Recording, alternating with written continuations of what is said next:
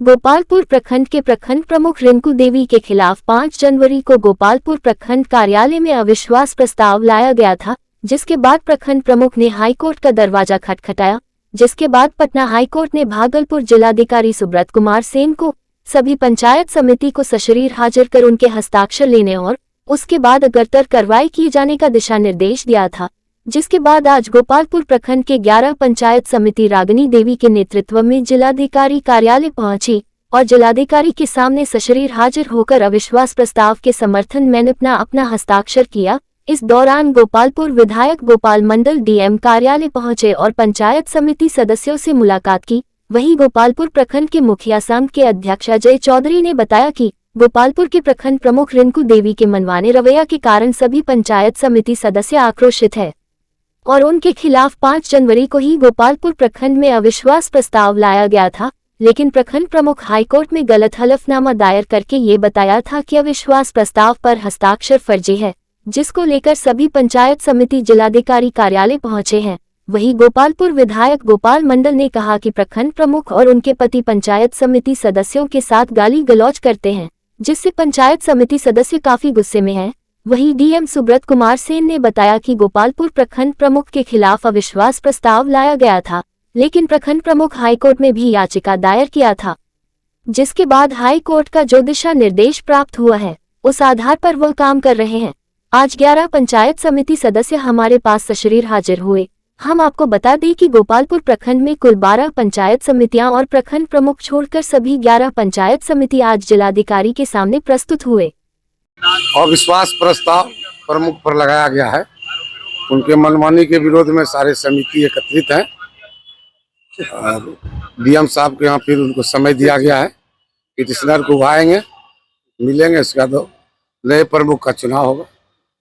प्रमुख जो थे वो हाईकोर्ट चले गए थे और हाईकोर्ट डीएम साहब को अधिकृत किया था कि आप कानून के अनुरूप इसका अनुपालन कराइए। अविश्वास एक तो उसके सामने में अविश्वास लगाया 8 आदमी ने, जैसा हमको जानकारी, हम तो इंटरेस्ट लेते नहीं छोटे चुनाव में। और उसके बाद अभी रागिनी देवी के साथ 10 पंचायत समिति है, 11 पंचायत समिति है, तो प्रमुख यही बनेगी। लेकिन यहाँ उड़ाने फुराने वाली बात होता है, वो बहुत गाली भी देता है। दिनकर जी हैं प्रमुख, वो दिनेश यादव को गाली गलौज किया, सब कुछ किया। उनकी पुतहू है पंचायत समिति सदस्य, वो बने थे, सबने बनाए थे, लेकिन बतवा ये है काम किया नहीं। एकदम अकड़ के सबसे बात करता था, किसी का फोन नहीं रिसीव करता था। पक्ष जो है माननीय उच्च न्यायालय में वाद दायर किया था। माननीय उच्च न्यायालय का आदेश आया है कि जिला पदाधिकारी सभी सदस्यों को बुला करके अपने सामने में हस्ताक्षर प्राप्त कर ले, उनका पक्ष सुन ले। तो आज 11 सदस्य आए हुए थे और एक सदस्य अनुपस्थित थे, संभवतः जो पिटिशनर थे वही अनुपस्थित थे।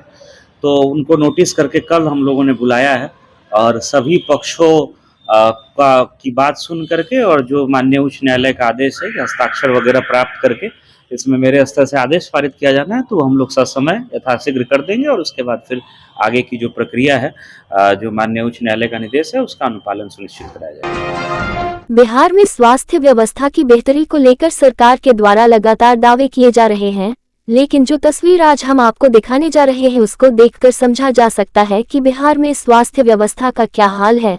बांका जिला के अमरपुर के मिनिया गांव के रहने वाले विकास दास को गले में अपराधियों के द्वारा गोली मारा गया। इसके बाद उन्हें अमरपुर रेफरल अस्पताल से इलाज के लिए जवाहरलाल नेहरू चिकित्सा अस्पताल भेज दिया गया। परिजन जब मरीज को लेकर जवाहरलाल नेहरू चिकित्सा अस्पताल पहुंचे तो यहां एक्सरे मशीन खराब होने की बात को कहकर सदर अस्पताल भेज दिया गया, जहां से परिजन ई रिक्शा में लेकर मरीज को लेकर सदर अस्पताल पहुंचे। यहां पर मरीज को स्ट्रेचर भी नहीं दिया गया। वही परिजन मरीज को गोद में लेकर इधर से उधर भटकते रहे। वही घंटों इंतजार के बाद एक्सरे होने के बाद फिर से परिजन मरीज को गोद में उठाकर ई रिक्शा में लेकर जवाहरलाल नेहरू चिकित्सा अस्पताल के लिए गए। वही इस मसले पर जब सिविल सर्जन से बात करने की कोशिश की गई तो उन्होंने इस मसले पर कुछ भी बताने से इनकार कर दिया।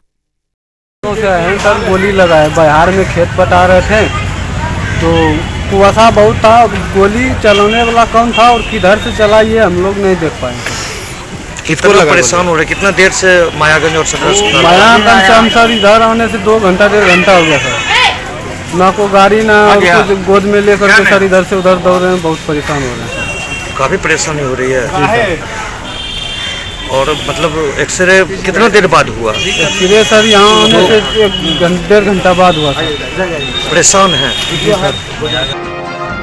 सर दर्द, चक्कर आना, गर्दन दर्द, कमर दर्द, लो बैक पेन, स्पॉन्डिलाइटिस, लकवा, पैरालिसिस, गठिया, साइटिका, पोलियो, घुटनों का दर्द, आर्थराइटिस, नसों का सूखना, frozen shoulder, ligament, cartilage, sports injury, spinal cord injury, हाथ पैर सुनने लगना जैसी अन्य बीमारियों का इलाज करवाए। Doctor Praveen Kumar Jha, physiotherapist, advance neuro diagnostic and physiotherapy centre, Gramin bank के नीचे, हटिया रोड, तिलका मांझी, भागलपुर, बिहार। कॉल करें 9431446600।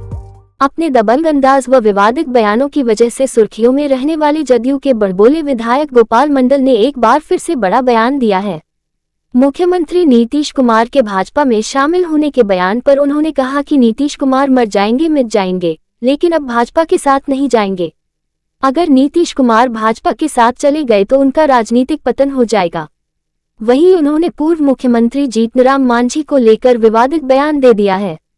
उन्होंने कहा कि जीतनराम मांझी बूढ़ा हो गए, सठिया गए हैं।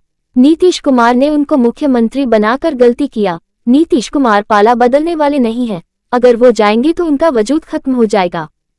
कभियो नहीं, नीतीश कुमार मर जाएंगे मिट जाएंगे, बीजेपी नहीं जाएंगे। अगर चले गए तो राजनीति से हट के मतलब चले गए, इनका राजनीतिक पतन हो जाएगा। हम लोग बीजेपी को नहीं मानते हैं, हम बीजेपी में पहले थे। जीतनराम मांझी थोड़ा बूढ़ा भी हो गए, सठिया गया दिमाग उनका। क्या क्या बोलते, उसका कोई गिनती है? जीतनराम मांझी कौन है, मुसहर है कि नहीं है, क्या है नहीं है, कोई जानता है? मांझी तो मल्लाह को कहता है। उनको मुख्यमंत्री बना दिए नीतीश कुमार ने, यही गलत किए।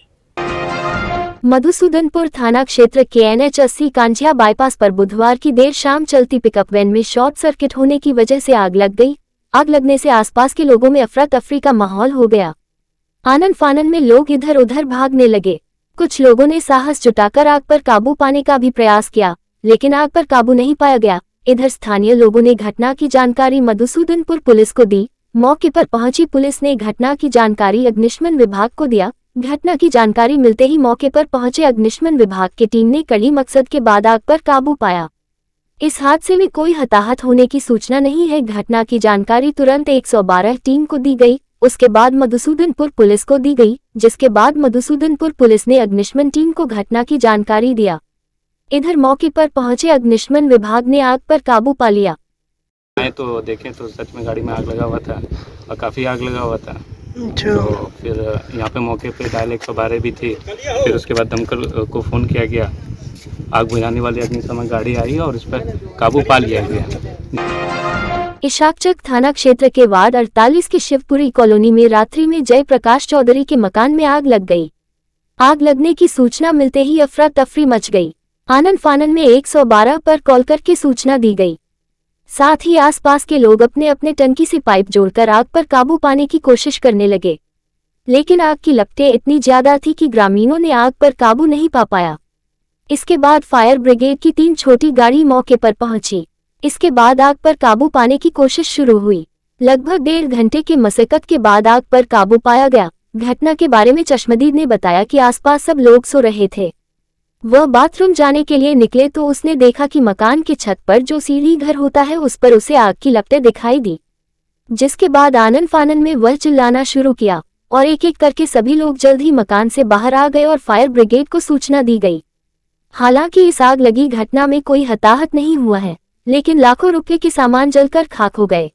हम लोग 9 बजे खाना खा के सो गए थे, जिसमें कि हम लोग जैसे खाना खा के सोए, उसके बाद 10 मिनट के बाद बोलते हैं ऊपर के रेंटर अजीत, वो बोलते हैं कि आपके घर में आग लग गया है। जैसे हम लोग भी दौड़े और अगल बगल के रेंटर भी था हम लोग का, सब आए मिल के सब आग बुझाने की कोशिश किए बहुत। उसके बाद फिर 2 दमकल आए, उसके जो था वही जो भी है उसमें वही जला है। संपत्ति